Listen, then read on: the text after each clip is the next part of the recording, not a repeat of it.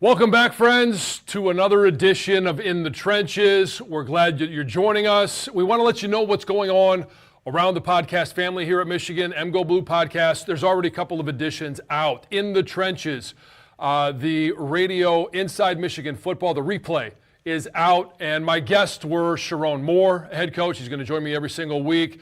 This week I had defensive coordinator Wink Martindale, as well as defensive edge, and that is TJ Guy, obviously talking about the big interception and the big game that we had in the big house last Saturday night. We're going to be talking a lot about the Oklahoma game. We're all excited about that, but also out on the podcast feed, Defend the Block. Two guests, Oscar Goodman and Ricky Lieberd. They're both out. Coming up yet on the podcast Thursday, Conquering Heroes, the second edition this year. Women's head coach of the golf program, Jan Dowling, sat down with me. We had a great conversation. Also on Thursday, another In the Trenches. We got something coming at you every single day almost, and that's going to be the Oklahoma preview. We'll dig deeper into that. I'll give you the keys to the game, the locker room speech, something I look forward to every single week. There's no video portion of that. I think we've only done that a couple times, but that is trade secrets involved there. And then obviously Saturday night, we will have the post-game edition after the Oklahoma game, and that involves the interview with head coach Sharon Moore, player interviews with Jason Avant. Brian and I continue to break things down. Doug's voice you'll hear, Jack Miller you'll hear, but hopefully we will all be celebrating a win in Norman, Oklahoma. At this time, you've seen him a couple of times flashed on the screen. My partner, Brian Bush. What's going on, John? It feels like this really is the start, right? Last week was fun. That was great. But this is marquee. This is two top 25 teams. This is a big-time matchup. It feels like college football now. We got a few of those games in week one we'll talk about around college football. But for Michigan, this is the start. Yeah, it's nice to have a little warm-up against New Mexico. Excited about that. We learned a lot about this team. We learned a lot about the quarterback and different position battles that were going on. And now we get a chance to see it in one of the great environments. I've never been to Norman. Have you ever been to Norman? I have not. It'll be my first time. So I'm excited about just taking in the sights, sounds, and smells. We see it all the time. Like all the Lobos were here last week, and hey, welcome to town. Glad to have you. Thanks for coming.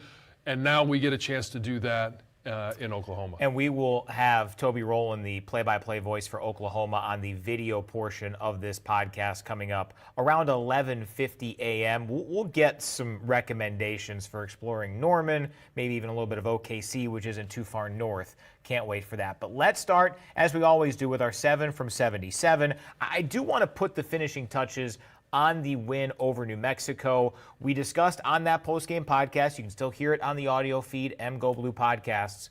But the positives you saw based on reflection and film watching, and then some things that maybe concerned you a little bit about Saturday. Some of the positives, I like the intensity that the team brought. It's not easy against a team like New Mexico to play at that level for the entire game.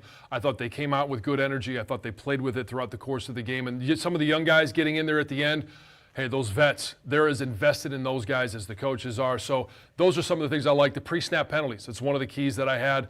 It's always going to be one of my keys on the very first game of the year, and I thought they did a really nice job of making sure that they had the right personnel, right formations offensively. A lot of guys coming in and out defensively. I thought they did a really nice job. Now, there's a couple of times at the end of the game where defense got a little bit itchy and wanted to get after the quarterback. You get some of those encroachment penalties, got to limit those. And offensively, procedures, things like that. Like you always want to shoot for zero. Not always going to happen, but first game, I thought they did a really nice job. So number 2 on our 7 from 77. Of course, the main individual storyline going into week 1 was Bryce Underwood. Coming out of it would be Bryce Underwood as well. Your impressions of the true freshman, how he handled week 1 as a college football player? I wanted to see how he would handle the moment. I remember my first game. It was against Virginia in the Kickoff Classic, and, things are happening really fast, and the energy, the crowd, everything. And I had the benefit of watching for a year of what goes on inside that stadium. But when you're in the middle of the field, it's a different feel. It's a different view, obviously. And I thought he did a nice job of handling the moment. A lot of expectations have been heaped on him. And I think he did a really nice job of handling those, handling the energy, the moment. And when you think about the accuracy, he delivered the ball there's some things, obviously, we clean up, and we'll talk about some of those, but just 2-minute drill, when you have to respond. It was an opportunity. Doug and I mentioned it on the broadcast. It's an opportunity for this Michigan offense to respond. They did. They go down and score, and that was a huge momentum shift in that game, and it was all generated on a 3rd and 13 play and a 39-yard completion to Channing Goodwin. So a lot of positives. Some things to clean up, but I thought he did a really nice job in game 1. It was a cool combination of, we got to see a little bit of the arm talent, the skill set, the stuff that we'll be talking about here a couple years down the road as Bryce Underwood evolves as an NFL draft option, because that's coming sooner rather than later. But it didn't feel like we got anywhere close to the full story and the full repertoire that is Bryce's game. No, we never saw any shots downfield. Even the 3rd and 13. That was the closest one to it. It was. And honestly, that 39-yard completion was, it topped the longest pass play that Michigan's offense had last year. So, and then you also had a couple of other plays down the field that it was just nice to see that back as a part of the offense. Everything that you saw from Bryce, everything was sufficient. Some things were really good, but then you look at some of the things that if he just, as an example, sets his feet on some of those rollouts when they're relocating that launch point of the quarterback, his accuracy could have been even better. His numbers could have been even better. It was all out there. Some of it was routes by the receivers, but the chemistry was there. And I did talk to Sharon, and it's on the Inside Michigan Football radio program. I asked him about that pass to Andrew Marsh, where Andrew Marsh wasn't looking. And, they had repped that one all week long, but it was Channing Goodwin that was out there instead of Andrew Marsh. And so it was that's why practice reps are so valuable, especially for young players, to be in that situation. He just didn't look. And if he had, he might have had his first touchdown of his career. Honestly, that might have been my favorite Bryce throw, because it almost, I think the wind that comes off the football might have blown in the face of Andrew Marsh. That's how good of a throw it was. Not perfect, but definitely a really strong start. All right, number 3 on our 7 from 77. Sharon Moore's talked about it. Wink Martindale discussed it also on that Monday night radio show. But there is this belief in football, and it seems to bear itself out, that the biggest strides a team makes, and maybe even each individual will make, come from week 1 to week 2. A, do you believe that, John? And B, how do you think that can come through for Michigan and for some of the individuals on the team? Yeah, and a lot of times I go back to my experience, and I already mentioned that game against Virginia. Halftime, I got benched. Yeah. And so, yes, there was a great improvement from week 1 to week 2, and year 1 to year 2. But we'll talk about that in the offseason. But, between week 1 and week 2, there's a huge jump, because you finally get a chance to see this iteration of the offense and the play calls. And the same thing with defense, where you look at it at practice, and after practice, there's you're not running everything at the same speed, the same intensity, and certainly you're not seeing it on the other side. So when you get a chance to do that and look back at some of the things that you did well, you can improve upon those. The things that you didn't do well, sometimes in the game you're like, okay, now I understand why coach keeps telling me I have to run this route at 7 yards. Like all of those things, the coach is telling you, and you keep nodding your head saying, yes, yes, yes, this is where I need to have my eyes on the linebacker. But when it happens in a game, those light bulbs go on. And if they don't in the game, they certainly will when you're watching the film, and you start to understand. So it's just sometimes an understanding of the offense or defense that you now can go out there and execute at a higher level. Sometimes it's the technique of just being able to have confidence in the techniques that you're doing. And like Andrew Sprague comes off on a blitzing linebacker, and your running back goes for 56 yards and a touchdown. All of those things I expect to see more of, and we'd love to see more touchdown runs like that. But it all starts up front on both sides of the ball, and that's where you have improvements in technique, and just being able to see it at game speed will help you from week 1 to week 2. We will continue our 7 from 77 here momentarily, but we're going to tell our fans about something, John, you and I are not experts in by any stretch of the imagination, but we do know there are some of our listeners and viewers who maybe are or want to one day be. Yeah, or at least that we can admit to publicly, because we're going to talk about the pharmacy school. Are you or do you know someone who is interested in algebra, biology, and chemistry? Brian?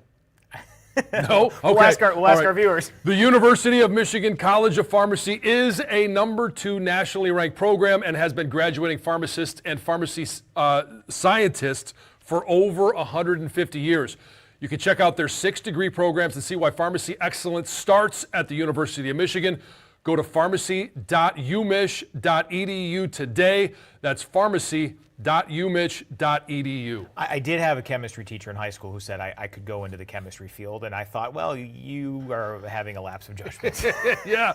I had a chemistry teacher too, Mr. Rice, but he was also our driving instructor, and I did much better in that class than I did in the chemistry class. and you probably use that driving skill Yes. a little bit more than chemistry Yes. these days, but obviously vitally important, and we thank the College of Pharmacy for joining us here on the show today. All right, number 4 on our 7 from 77.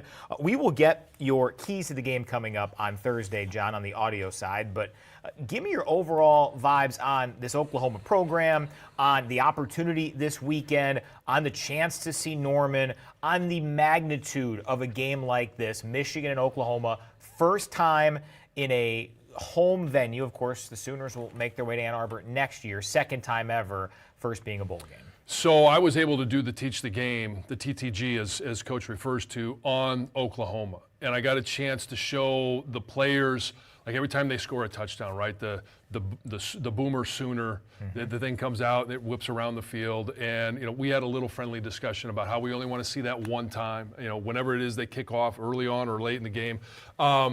And, 7 national championships, 50 conference championships. And I went through a lot of those numbers because while Oklahoma didn't have a great season last year, and it's been a while, 5 or 6 years since they've either had a Heisman Trophy winner or they've been in the college football playoffs, this is a very proud program. And Brent Venables, their head coach now, was a position coach. He was a defensive coordinator there before he went to Clemson. We went through all of these different things. And Sharon even shared a little bit about, and I know he did on Monday night, about all of the coaches that are currently there that were a part of the program, either as players or coaches when he was there. And it gives them a little bit of perspective of how important Oklahoma football is to the residents of Oklahoma, to the alumni, and what it means in college football and where their place is in college football. Then I started to go through some of the personnel. John Mateer, their quarterback, who is a transfer same as their offensive coordinator. So there's a chemistry there. And I know you don't want me to go into depth, but I will do this on the Thursday edition of In the Trenches. But John Mateer, their quarterback, had over 400 yards of passing last week, a lesser opponent, but he is a guy that is a dual threat quarterback. And he's going to take some shots downfield. The deep pass isn't his strong suit. He does a nice job of finding receivers out and about. And a couple of those guys are transfers. And you guys remember Deion Burks from Purdue. He is now in his second year there. Didn't play a full season there last year. Got hurt, which was part of their issue last year, why the offense struggled. He's back. He's at full strength. They went to the transfer portal. They've got a stable of running backs, a stable of receivers, but it all starts and ends with John Mateer. And that offensive line, it's a veteran offensive line. It's a talented offensive line. Then you go to the defensive side of things, and this is where it gets really fun. Brent Venables took over defensive play calling. That was made public, this past offseason, and he knows, hey, I've got to do a good job. 2-6 in the SEC last year. That's not great for job security. He's taken over the defense. Defense really wasn't the issue last year. They still played well on defense, but a couple of names. Kip Lewis, they call him the cheetah on defense. And it's not his nickname, it's the nickname of the position. Some of you football traditionalists will know it as the Sam linebacker. And everybody wants to come up with names for wins? Defense. A cheetah or someone named Sam? Sam. And so I'm a traditionalist, cheetah. All right, that's a rug on your floor, and that's what Michigan is going to try and do. It could be a skirt. We've seen that cheetah print in a lot of different things. Sometimes people should wear it, sometimes they shouldn't. But Eli Bowen, Number 23, this is an individual. He's their cornerback, freshman All-American. He's a terrific player. They don't play a lot of man coverage, a lot of cover two, a lot of too high safety. So it's just a little bit, they like to rush four, try and create pressure with four. They will try and every once in a while add a fifth man in, and they'll disguise it. This is where film study for the offensive line and for Bryce Underwood is going to become really important. They want to bring 5 players. There's obviously 5 linemen, so if you match up, hey, you got everybody blocked. They want to try and confuse the offensive line so that you get a guard to tackle blocking an edge, or you've got 2 guys blocking 1 and then somebody comes free. So that's just a little insight into what we expect to see at Oklahoma. But if you're looking at the opponent that they played, just like them looking at the New Mexico film, you're not going to see a lot of similarities between those games and what you're going to see Saturday night in Norman. And likely what you're going to see from this Oklahoma offense is very different than what they did last year. Remarkable struggles offensively. They were 119th nationally in passing. They were second to last in the country in yards per completion. John Meijer, again, against an inferior opponent, but he set the all-time Oklahoma record for passing yards in debut, breaking Baker Mayfield's from a few years back. All right, number 5 on our 7 from 77. Of course, the biggest storyline in this game from an individual standpoint is Sharon Moore. Now, Sharon was not a huge star in his time at Oklahoma, but he was an offensive lineman. Oklahoma, I think very similarly to Michigan, they appreciate the work up front, the guys who do the dirty work. Sharon did that for a couple of Big 12 championship seasons. He has answered that question a lot leading up to and into this week. John, you asked him on Monday night.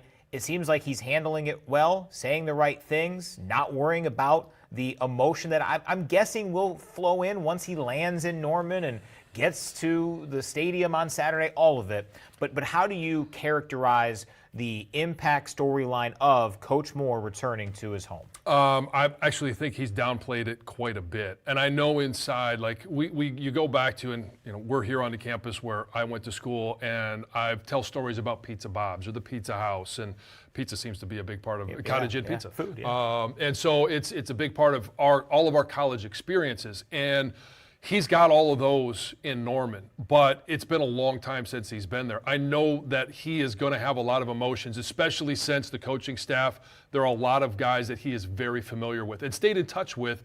They're back in Norman. He's in Oklahoma. He's the head coach here. And his focus has always been on put the focus on the players, talk to the players. And, it's something that we heard, extensively from Jim Harbaugh. Sure. And I think he's done a really nice job of not making the story about him and his return to Oklahoma. But you and I both know he would absolutely love to come away with a win. Whenever you leave somewhere and you come back, you want to show those that are there that you're better off for having that experience there. Yep. But what you've done is capitalize on all those opportunities. And Sharon certainly has. This is that next opportunity to do it for a place that's very familiar with him. And John, you alluded to some of the parallels from when Coach Moore was a player at OU to now. Brent Venables was that Oklahoma team's defensive coordinator both seasons. Sharon Moore was a Sooner. And Kevin Wilson was the offensive coordinator, former Indiana head coach. He's now back as an offensive assistant. There's a lot of overlap. Now, one thing I will say that's kept Coach Moore busy is the Jayshon Barham decision. Appeal not successful for Michigan. It was something that the Big Ten supported, but it was all the way up to the NCAA. You'll get into that, I'm sure, with the keys on Thursday. But just in terms of figuring out how to handle Michigan's defensive game plan with one of its absolute best players and someone who I think we all kind of felt like this week 2 was going to be the first true sign of what are the true powers, the overall ways that Jayshon Barham can impact a game, and now you have to whittle that into a second half. Well, yeah, so I think he's going to come out with his hair on fire in the second half, but before you get there, if there is a position that's going to be down a player, thank God it's not to an injury, he's fine, he'll be back, it's the linebacker position. I have been talking about this all season long. Jimmy Rolder, I think, had a great spring. And he shared, Wink shared with us last night that it's the first time he's gone to camp where he's been healthy. The first time he's gone through camp where he's been healthy, and we see the production and the effect that he can have on a game. He had a terrific game against New Mexico. Ernie Hausman, 2 plays after Jay Sean is ejected, now all of a sudden he kind of takes over that role, and he puts Jack Lane right on his butt with a great hit. So there's a lot of talent there, and Cole Sullivan is a beast in the making. I mentioned it earlier. I think all 4 of these guys, and I'm not even going to go any further on the depth chart, these 4 guys are going to be playing on Sundays. Cole Sullivan might actually end up being the best of the bunch, and that's saying that with knowing what Jay Sean was able to do in that first half against New Mexico until the ejection, and the experience that he got in that second half of that game, I think is very important and will be utilized. One of those guys that's going to be a lot better from week 1 to week 2. I mean, he had a sack, had an interception. He was all over the field. So I'm excited about the depth, the opportunity, and excited to see what Jay Sean does when he gets back on the field. If Cole Sullivan ends up being better than Ernest Hausman, because Ernie was all over the place. I'm telling you, this is... But the upside seems there. Top to bottom, this is by far the most talented group of linebackers in the country. Yeah, it's tough to argue. All right, let's talk about the rest of the Big Ten from week 1 and into week 2. We begin with a defensive struggle or offensive issues in Columbus. Ohio State does win 14-7. Your impressions of that game and those 2 programs moving forward, because the one I think benefit of the 12-team playoff is that that's a type of game that if things break a certain way, Texas might end up missing a playoff because of that one game. Unlikely, but if you have several undefeateds, it can happen. This was a week 1 opportunity. Obviously, 2 teams that didn't have a whole lot going offensively. What were your key takeaways? It was extremely boring. Yeah. And it shows you why the benefit that Michigan had of having an opponent like New Mexico before you play Oklahoma, same thing for Oklahoma. And you look at some of the other games where LSU and Clemson, I know we'll talk about them in a minute, but it just was a lackluster performance because the transfer portal, you've got a lot of new guys in a lot of new positions. You've got new quarterbacks going in there.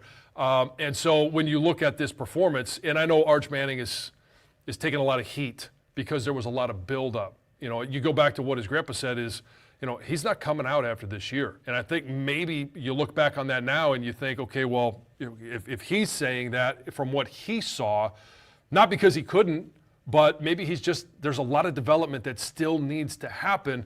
And so I thought the play calling for Texas took a hit after the first incompletion. I don't know that they really built up any trust or allowed Arch Manning to do much after that. And the same thing with Julian Sayin on the other side. He was fine. He was 13 of 20, but for him, it was simply he didn't make the mistake that would cost him the game. No interceptions, no turnovers. So it just was a boring game. It was a defensive battle. And I think you are looking at 2 of the better defenses in the country. And we're obviously very familiar with the defensive coordinator for Ohio State, old Matty P, who was the head coach for the Detroit Lions. Didn't bring his defense to Detroit, but apparently he took it to Columbus. Yeah, boy, that was it was unfortunate for Michigan fans who are Lions fans to see that. But I do think you can look at the semifinal between Ohio State and Texas last year was not an offensive bonanza by any stretch of the imagination last January either. But you see the difference in a fully formed game 14, 15 of the season type performance versus game 1. I think we all believe those 2 teams are going to be among the playoff conversation at the end, and obviously we'll see one of those teams at the end of the year. The benefit that they have is that they played a big-time game, and it was 1 versus 2. They started the season off with it, and I don't think, looking at both of their schedules as well, it's not going to be the determining factor as to whether or not you get into the playoffs. In fact, depending on how things go, if Ohio State and Julian Sayin develop and they take off, it could age as, hey, not a horrible performance, maybe by individuals, but you could start to rationalize only scoring 7 if the Ohio State defense is as good as it looked or appeared on Saturday. Same thing with Texas. If their defense appears to be as good as it is, you're looking at those 14 points scored by Ohio State and a developing young quarterback and saying, well, it was week 1.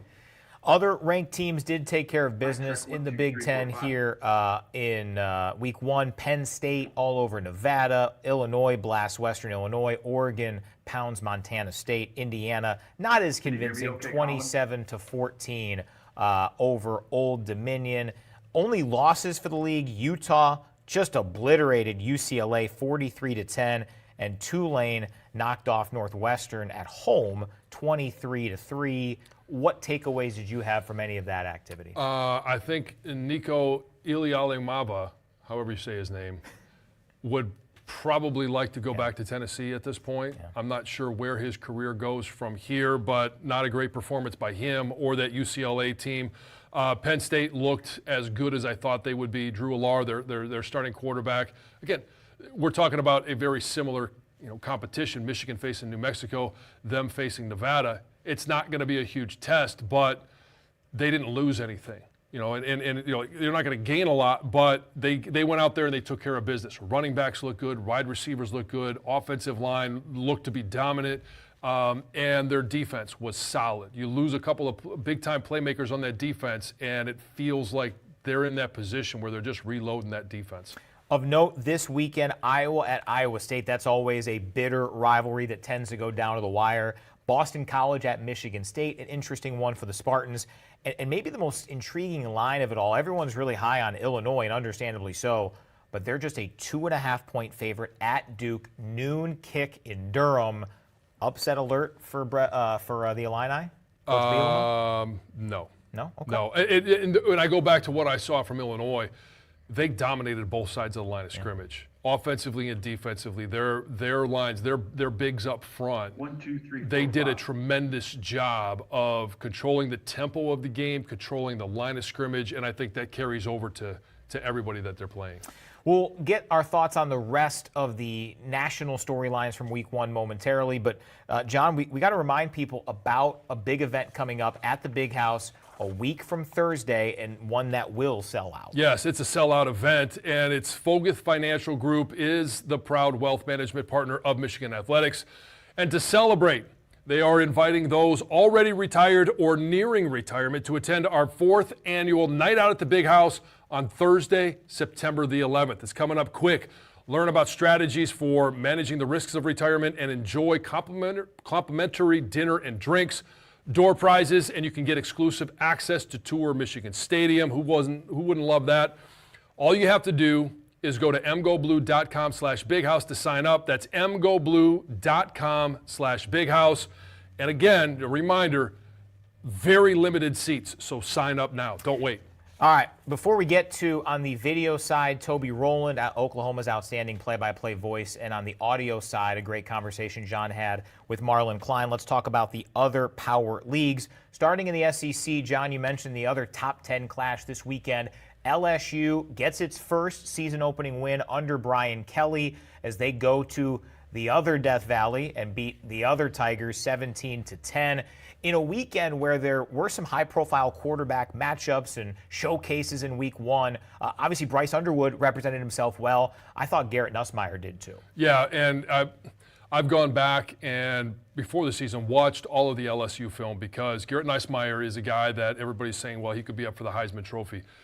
He throws a great football and does a great job of being able to get that ball downfield. Now you look and you say, well, okay, 17-10, it's not an offensive explosion.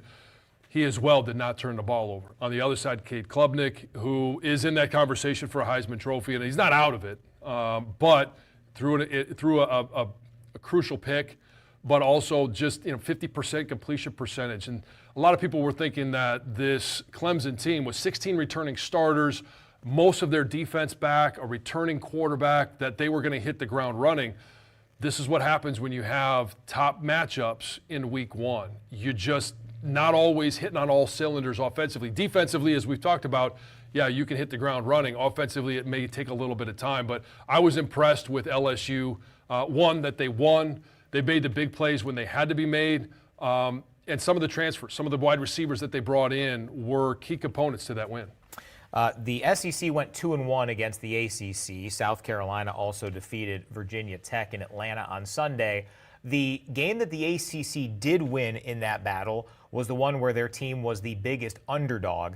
That was Florida State really controlling the game against Alabama. The national storyline is Alabama losing and Kalen DeBoer one game into year 2, probably already on the hot seat. Should that be the bigger story? Or did Florida State do enough to you to say that 2-10 doesn't seem to be anywhere close to what this roster looks like? A little bit of both. I think that they're much improved this year, and the motivation was certainly there. Following a season where they went undefeated, going 2-10, they fell off a cliff. The talent's still there. Mike Norvell is still a good coach, but Kalen DeBoer, I think the concerning part is, I think he's 1-5 in games where they are double-digit favorites. That is not going to play well in Tuscaloosa, and losses won't play well in Tuscaloosa. Losing to Michigan at the end of the year, losing to Oklahoma last year. It's one of 2 wins that Oklahoma had in the SEC. It's I don't want to say it's panic time, but Kalen DeBoer is taking over after Nick Saban. The standards are high. His teams haven't lived up to him to this point. So there's going to be a lot of discussion about job security down there. A remarkable stat from Brett McMurphy of On3.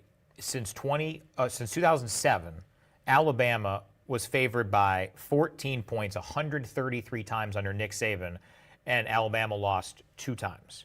Under Kalen DeBoer, they've been that way 8 times, and they're at 500. Of 4-4.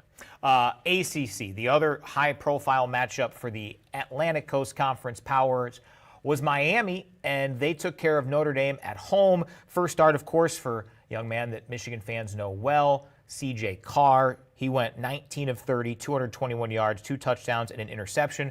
Really good ball game. Miami got the win. What'd you think? Everybody wants to know, just like you asked, is Texas back? Is Miami back?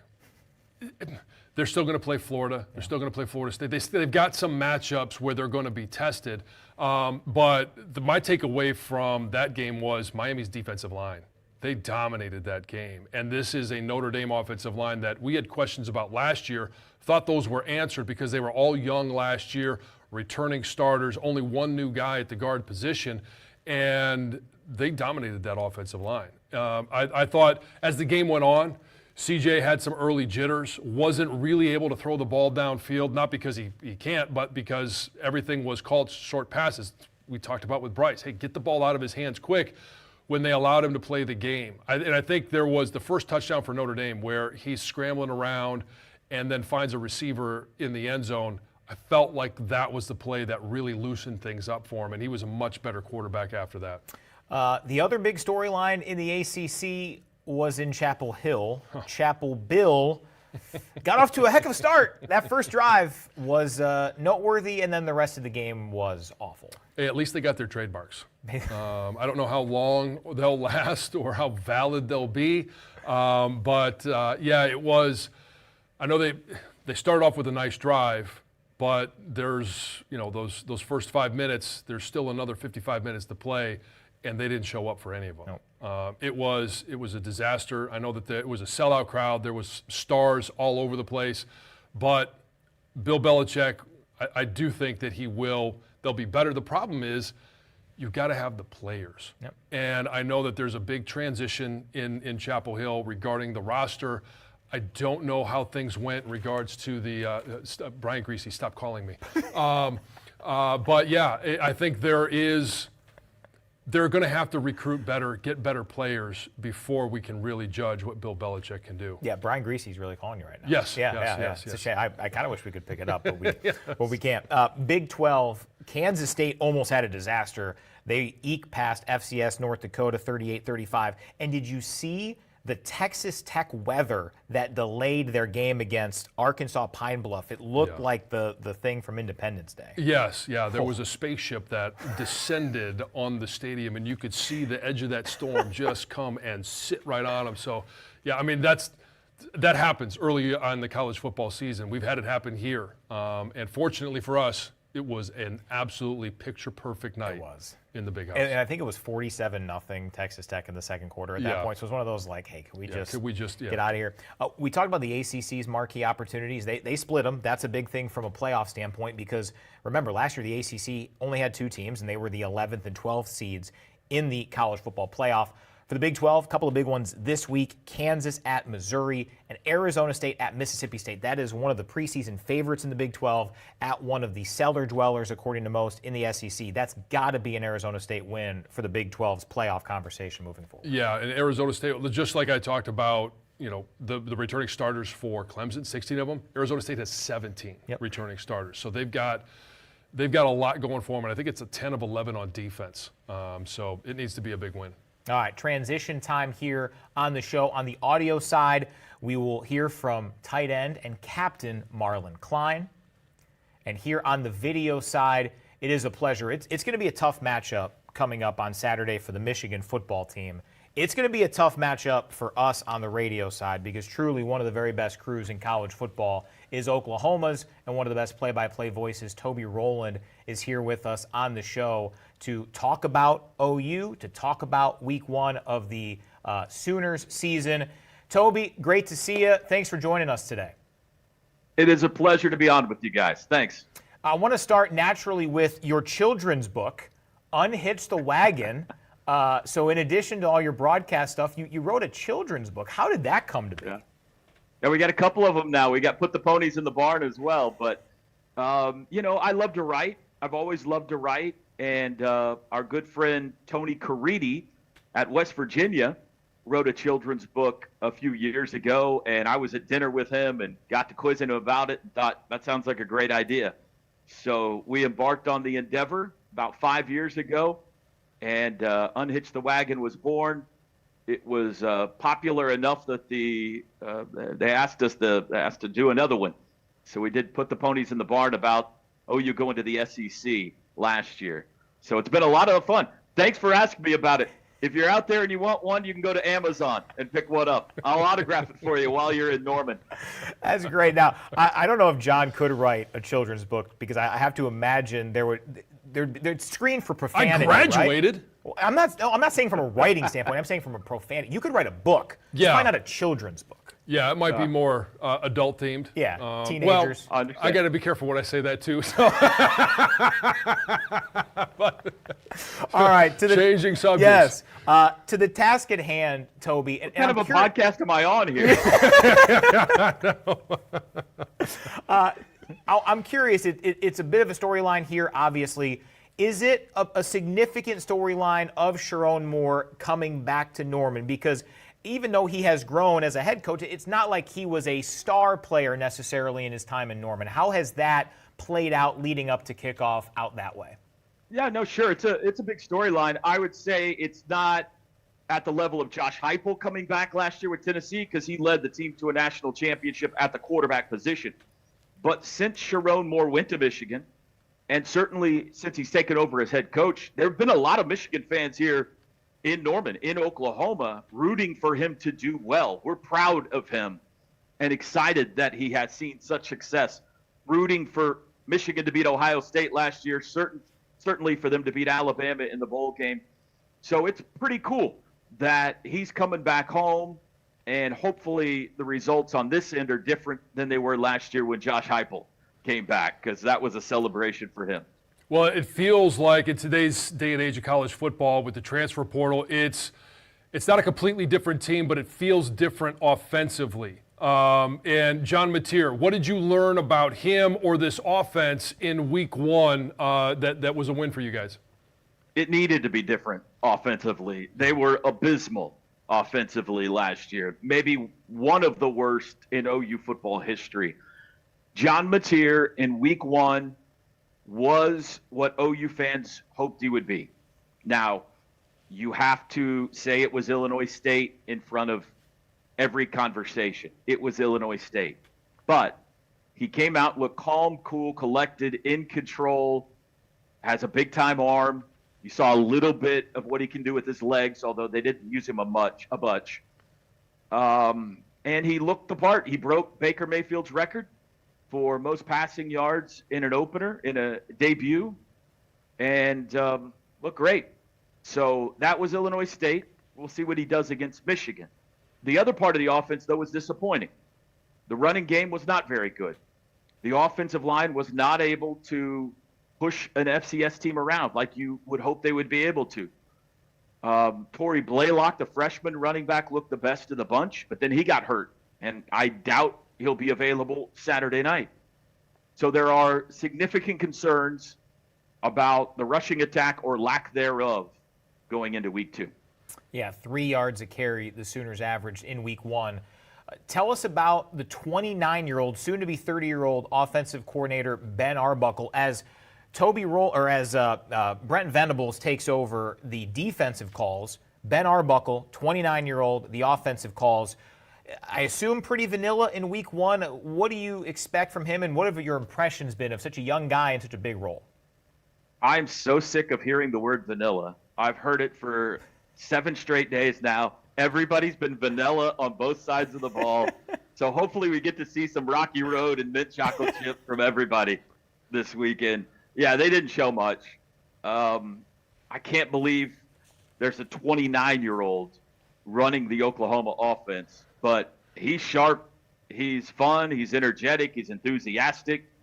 Oklahoma has to have one of the most entertaining sidelines in America with Brent Venables and Ben Arbuckle down there. Miguel Chavis, the defensive ends coach, is a wild man as well. Arbuckle's creative. He likes to throw the ball around the yard, probably runs it more than most air raid offenses do, but it's labeled an air raid offense. But, you know, he's considered one of the bright, young, up-and-coming offensive minds in America. So we'll see. But the last couple of years at Washington State, he had Cam Ward and John Mateer. Things went very well, obviously, for him up there. So Oklahoma's hoping for more of the same here. Now, defense, that wasn't necessarily the issue last year. What have you seen from some of those young players that were major contributors last year, the growth from them, but also just this defense as a whole? Brent Venables has done a remarkable job in 4 years on that side of the ball. When Lincoln Riley left, it was the opposite story here. Oklahoma could put up a bunch of points, but they couldn't stop anybody. Venables in 4 years has recruited well. He has brought in through the transfer portal talent, and he has developed, and now they're experienced. There's a bunch of juniors and seniors on that side of the ball who know and understand his complicated defensive schemes. And so you've got, you know, for example, on the defensive line, an R. Mason Thomas, who had 9 sacks a year ago, could be a first, second round draft pick this year. He's an end. You've got 4 defensive tackles, 3 of which are upperclassmen who are very talented. You got a couple of experienced linebackers in Kip Lewis and Kobe McKenzie. And they did bring in a Bedlam Oklahoma State transfer and Kendall Daniels at Cheetah, another linebacker position as well. Got a youngster at one of the corners. We'll see how that plays out. The true freshman, Cortland Guillory, won the starting cornerback job and looked great in week 1, but again, it was Illinois State. And then veterans on the back end as well. So it is a talented, deep, experienced defense. Have not seen many power rushing attacks like Michigan will bring in this weekend. So that provides a different kind of test for them. If you were in a room with Bryce Underwood, the freshman quarterback, and you were just willing to give away trade secrets, what would you tell him that he needs to be aware of as a young player against the Brent Venables defense? Trick question. I see what you're doing here. I don't know if you think this is my first trip around the block. The guy's written 2 children's books. He knows how this goes. Well, I'm talking to him like a children's author. Content for third book is, remember the time that Michigan guy tried to trick me into giving away trade secrets? Listen, I think the most intriguing storyline going into Saturday night is, can Oklahoma slow down Michigan running the football enough that they can put Bryce Underwood in obvious passing situations? And if they do, can he handle what he sees from Brent Venables from a pressure perspective. And I say that because he has a ton of packages. And if you talk to the veteran quarterbacks around the SEC, they'll say that he is the toughest guy to try to figure out what you're looking at. And so, first things first, you got to get them in some obvious passing situations. But if they do, how good is Bryce Underwood and the coaching staff able to dissect what they're looking at, find the open man, and not get tricked into throwing it to a crimson jersey? So that will, I think, be whether this game's won or lost, it'll be decided on that. There's no denying what Coach Venables brings from a defensive standpoint, but this is a compliment to what Oklahoma has been for so long. A head coach with 2 6-7 seasons in his first 3 years is going to be questioned a little bit. How do Sooners fans look at his body of work and where it stands right here, and how much this season might mean to his head coaching opportunity? The seat is warm. That is undeniable. We love Brent Venables around here because he won a national championship as a part of Bob Stoops' staff back in 2000. He was a very likable defensive coordinator, great with the media, and has been that since he came back. But this is Oklahoma, just like at Michigan. If you have 3 seasons like they've just had, then there's going to be pressure. You can give some reasonable excuses as to why things have gone the way they did. In year 1, the Lincoln Riley thing took place. A bunch of players went with him. A bunch of recruits went with him. He was behind the 8 ball. Year 2 went pretty well. They won double-digit games, and for a significant majority of the season were in the playoff conversation. And last year, they were absolutely decimated by injuries on the offensive side of the ball. 6 wide receivers out, 6 most of the year. Offensive line crushed with injuries. 4, 5, 6 guys at times out. And it made it very difficult offensively. He also made what looks like a bad hire at offensive coordinator there last year. So nobody cares. Those are excuses. You got to win. But it does look like this is his best team. The defense is experienced. They went and got Matira and Arbuckle, Jaden Ott at running back, fortified the offense through the portal, look healthier. And so there is some pressure that says, all right, you had some excuses, but those are in the past. It's time to win. And it's a tough schedule. But if Oklahoma isn't in the college football playoff hunt, then there will be some tough decisions to make. How good is this wide receiving core? Obviously, we're a little familiar with Burks because we saw him at Purdue. I know he was one of those guys that got dinged up last year, but how good is this group of wide receivers? To be determined. They look good in week 1. I think Burks is the real deal. Keontez Lewis was the best receiver in week 1. He's a transfer portal pickup. 9 catches, 119 yards, which, by the way, 119 yards more than any wide receiver had in any game last year.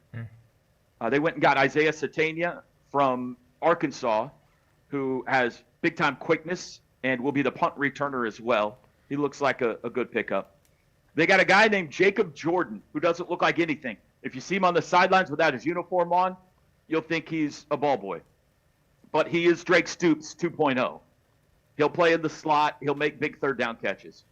And then they got 2 guys out, Javani Gibson and Jaden Gibson, who give them some size, 6'4" to 6'5", but they're both hurt. They'll be back sometime in SEC play, but I think they're significantly better than last year. But again, Illinois State. So we'll see. They're going to play a big-time real defense this week. Want to get you out with just kind of the pomp and circumstance around this game, around Oklahoma football overall, for Michigan fans who are going to make the trek out that way, just like there will be OU fans who do next year here in Ann Arbor. How would you describe the stadium, the atmosphere, and any musts for people to see in the concourse or when they're at the game itself? Listen, I cannot wait for next year to see the big house, to experience everything that Ann Arbor is about. my heart starts to race just thinking about it. This Saturday is special. I am a romantic for college football, and seeing the OU crimson and cream uniforms and the road maize and blue of Michigan on the field together under primetime lights in what we call the Palace around here. I mean, come on. It's going to be awesome. The fan bases, the fight songs, everything that goes into the tradition. These are two of the top 5 programs all time, maybe 3. And to be on the field together, which hasn't happened in a long time and has never happened in Norman, is stuff that we may never see again in our lifetime. As for game day, college game day is going to be here, so there'll be a lot of people on campus early. Between that and kickoff, Campus Corner is north of the stadium. That's the hangout place, bars, restaurants, all the radio shows will be going on there. That's where you need to go to get your pregame beverages and a sandwich or whatever the case may be. A lot of tailgating north of the stadium as well. As for the game itself, you want to be in there probably an hour early just to take in everything that goes on with the band and the videos that play and all that kind of stuff. It's just a great college football setting. And I love it at prime time because as the sun sets on the prairie, it's beautiful. It's not 100,000. It's about 85,000. But it is a very nice stadium, comfortable, great big screen, and I think Michigan fans are really going to enjoy it. Oklahoma fans pride themselves on hospitality. This is not going to be adversarial. It's not going to be like an Ohio State-Michigan game. They're going to welcome you into their tailgates. They're going to thank you for coming to Norman. We'll see what it's like after the game, depending on how the game goes.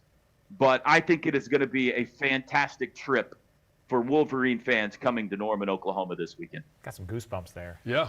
That was awesome. Well done. Any restaurant recommendations? You gave the geography, but if a Michigan fan has one dinner in Norman, where would they go? I'll give you 2. If you're there Friday night, go to the Ranch. Best steak in town. Bring your wallet. Make sure Jansen's paying. He's writing right now. I'm writing, yeah. I'm taking notes. It's the Ranch. And then, if you think Oklahoma, you think beef. Yeah. That's where you're going to get a good cut of beef.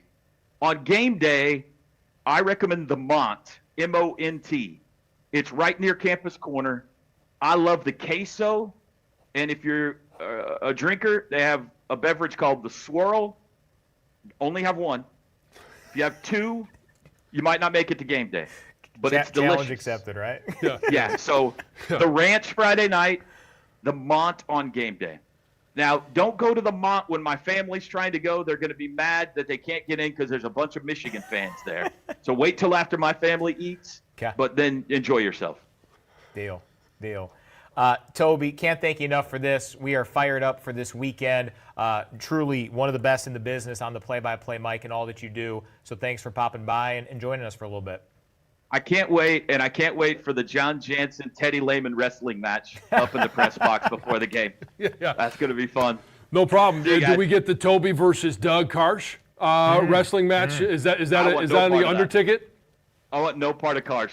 None of that at all. Now, you do know, be careful with the OU flags around Jason Avant, our sideline reporter. Did you hear that whole deal last year in Columbus? So Jason was, I'm sure you saw the post-game ruckus after Michigan's win down there, and Ohio State took away the flag. Well, the person who emerged back in the Michigan locker room with the flag was our sideline reporter, Jason Avant. Wow. Yeah. So it's become a thing. He's literally called the flag man. Yeah, and you mentioned one of the receivers that it would look like he was a manager. We actually thought that it was one of the team managers that had wrestled it back. Come to find out, it was a 10-year NFL vet, and Jason Avant. Okay, so don't get a flag near Avant. Yes. Yeah. Okay. I mean, tail of the tape isn't all that impressive, but boy, the fight in our sideline reporter is fierce. I appreciate it.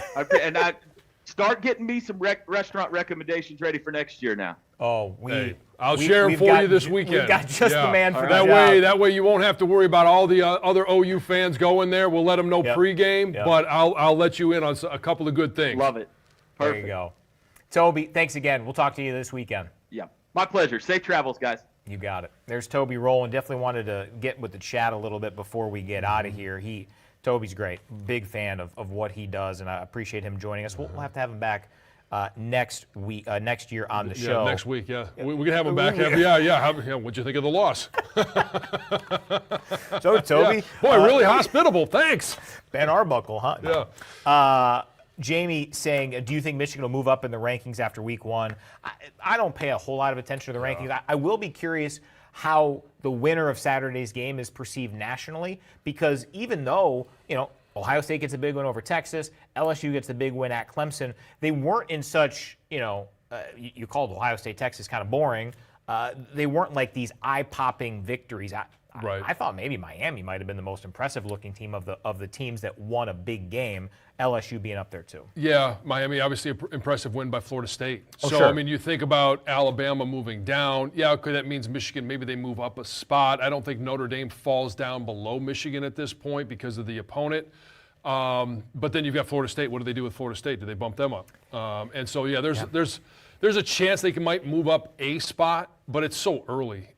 I don't expect it. And ultimately, the concern is with the playoff committee rankings. We'll get that as we get later on in the season. That's where I think there's at least a storyline if you're on the bubble. You keep winning games, doesn't really ultimately matter. Brian, the PlayStation guy, Meijer looked really good last week. Feels like it's going to be a shootout. That was kind of the perception I had going in. But hearing Toby Rowland talk about the run game as pessimistically as he did, that is good to hear from a Michigan standpoint, because I think Meijer is going to get his passing yards. But can Michigan, if they're going 3 yards a carry against Illinois State, I like Michigan's chances even without Jayshon Barham in the first half. Yeah, and if on the flip side, if they can't stop the run, now all of a sudden Michigan has a chance to control the tempo of the game. If you can get some long drives in there and force Meijer and that offense to have to throw the ball every single time they're out there, and then maybe you can get a couple of 3 and outs. You can start winning time of possession. I think that's going to be, and it's one of the things I liked about Chip Lindsey's offense and the game plan last week is, hey, first drive, it's get up, get set. And it wasn't a hurry-up offense, but it certainly wasn't huddle up. And then in the second drive, they started to huddle up, and they were just dictating the tempo. That's going to be really important for Michigan this week, especially if Oklahoma struggles to run the football. And then also, Matt, Sullivan is a stud. Yeah. In terms of ceiling, his is incredibly high. It is. And, when you talk about Cole Sullivan, and he was one of those guys, I think I mentioned it last week, where people, the O-line, the running backs were starting to whisper about Cole Sullivan. Then the coaches in training camp started to talk more about Cole Sullivan. Blessing in disguise that he's going to get more time early in this game because Jayshon is out. I don't want Jayshon to miss any time, but if he is, liked a lot of what I saw from Cole Sullivan. I mean, he's a 6'5" linebacker that can run like a deer. He's able to put his head down and be a downhill linebacker. We saw him with the interception and coverage. So I'm really excited about Cole and what he brings to this defense. The last one I'm going to throw up on the screen here is clearly an Oklahoma fan called Scum Lord. Sounds appropriate. Yeah, so we'll see you at the ranch on Friday night. Awesome stuff. Again, catch the Wednesday audio edition. Captain Marlon Klein, awesome conversation, an awesome game, and also something we'll tease on here, something that he and Coach Moore are pretty firm about him needing to improve for week 2. Love the growth mindset. Yeah, the growth mindset, and just because he led the team in receiving, he can get better and not do that this week, and hopefully we have a receiver that actually leads in receptions and yardage. But his biggest growth can really come in an area where they may have to focus. That's the run game. If he can help set the edge with either tackle or be a guy that's not just, hey, Max Bredesen, where he goes, the ball goes, being able to use Marlon Klein in that regard as well will help out. All right. That'll do it for this week's edition of our YouTube live stream. Thanks to all those who helped make it possible. Thanks to Toby Rowland for stopping by. As you see on the ticker below, a ton of ways you can get ready for the game, engage in our content, and obviously join us along the radio network coming up on Saturday. I'm fired up. I am too. I'm not sure if I'm more fired up for the ranch and the steak I know. or the game itself. We got to see if there's reservations. We probably should do that. Yeah, I'm going to do that right now. now. Yeah. All right, for Jon, I'm Brian. Thanks for watching, listening, and we'll talk to you next week. Jack Miller, our scheduled guest next week for the stream here on the Michigan Athletics YouTube and on X at John Jansen 77.